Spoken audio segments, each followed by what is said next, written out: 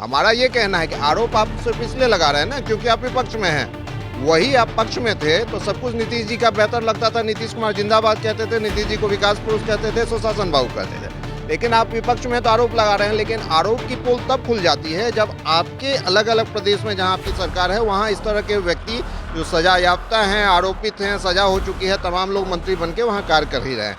तो इसलिए कथनी और करनी में स्पष्ट नजर आता है कि बीजेपी के लोग सिर्फ आरोप लगाने के लिए आरोप लगा रहे हैं। नमस्कार, न्यूज़ फॉर नेशन देख रहे हैं और मैं हूं आपके साथ रंजन सिंह। बता दें आपको कि कल देर शाम बिहार सरकार के मंत्री रहे मास्टर कार्तिकेय ने इस्तीफ़ा दे दिया। भारतीय जनता पार्टी कह रही है कि नीतीश कुमार जो है वो एक जाति को टारगेट कर रहे हैं। कई मंत्री उसमें दागी हैं लेकिन उन लोगों को नहीं हटाया गया। जो कहा जाए कि भूमिहार समाज से आते थे उनको हटा दिया। ये भाजपा क्या कह रही है?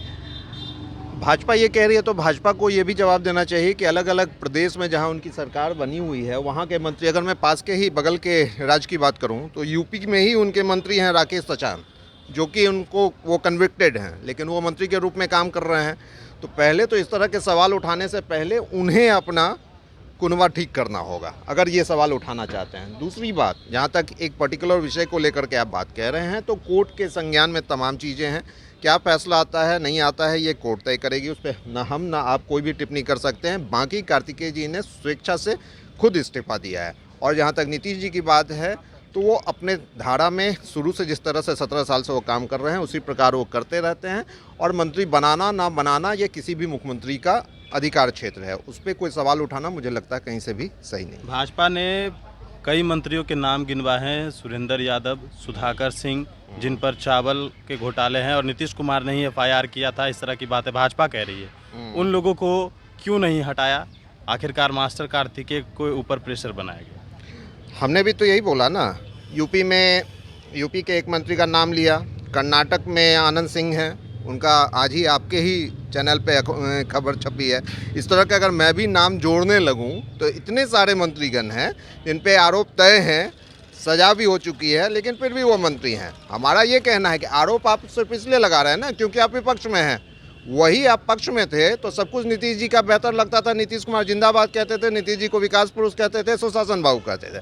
लेकिन आप विपक्ष में तो आरोप लगा रहे हैं, लेकिन आरोप की पोल तब खुल जाती है जब आपके अलग अलग प्रदेश में जहां आपकी सरकार है वहां इस तरह के व्यक्ति जो सजा याफ्ता हैं, आरोपित हैं, सजा हो चुकी है, तमाम लोग मंत्री बन के वहाँ कार्य कर ही रहे हैं। तो इसलिए कथनी और करनी में स्पष्ट नज़र आता है कि बीजेपी के लोग सिर्फ आरोप लगाने के लिए आरोप लगा रहे हैं, बाकी जनता है सब कुछ देखती है। सुशील कुमार मोदी कह रहे हैं कि अभी 1 महीना भी नहीं हुआ, 1 विकेट गिर गया है।